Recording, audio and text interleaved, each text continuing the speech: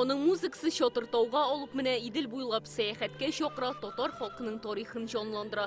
Соңгы концертыннан соң 5 ел узгач композитор Эльмира Галимова яңа программа тәкъдим итте. Милли һәм үзенчәлекле стильдә автор йөрәгенә якын әсәрләр бу. Концертта шулай атала.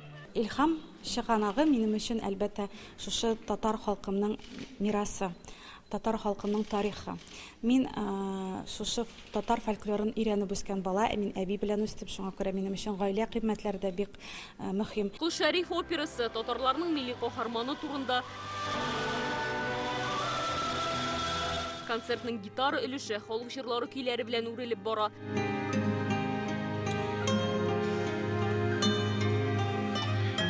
Килгән мәхәббәт романсы, кичәнең премьерасы, Сабантуйның яңа гимны ватанпәрвәрлек рухы белән сугарылган. Шын йөрәктә салам юллый җырмаңнарда яңгыратып, дан казансын Сабантуй. Бу гимнны без Барда Сабантуенда һәм Ешкарала Сабантуенда инде безнең тамашачыга тәкъдим иттек. Шуннан да гимн бик матур, бик патриотик булды. Мин бик шатман аны башкаручы булырга. Эльмираның музыкасы ул халыкка якын, милли җанлы, һәрбер кешенең күңеленә үтеп керә торган моң бар аның музыкасында.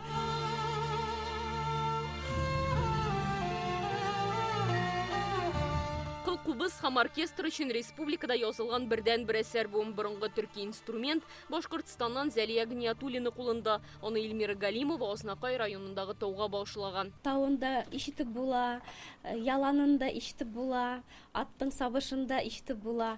Шуның өчен һәрбер әсәрендә үзенең бер тарихы бар. Эльмира Галимова 200-дән артык җыр һәм романслар, төрле жанрда 100-дән артык әсәр язган. Нәҗип Җиһанов исемендәге халыкара композиторлар конкурсы лауреаты дип танылу иҗатына яңа сулыш өсти. Көйләр язуны фәнни тикшеренү эше белән бергә алып бара. Җәйкене Татар энциклопедиясе һәм төбәкне өйрәнү институтын җитәкләде. Фәннәр академиясе президенты Рифкат Миңнеханов билгеләп үткәнчә, ул Татарстанның горурлыгы. Хәзер академиядә менә үзебезнең композитор бар. Шундый көчле, җитәкче. Без Эльмира Мөнированың горурланабыз, дөрестән дә дөнья күләмендә. Барлык хезмәтем республика халкына, илһам чыганагым горур татар халкым ди композитор. Было время, когда мне предлагали уехать за границу, работать в Хохшуле, но я отказалась, потому что я поняла, что я не смогу жить без своей республики, без своего народа. Алия Сабирова, Альбина Минаева, Яңа Гасыр каналы.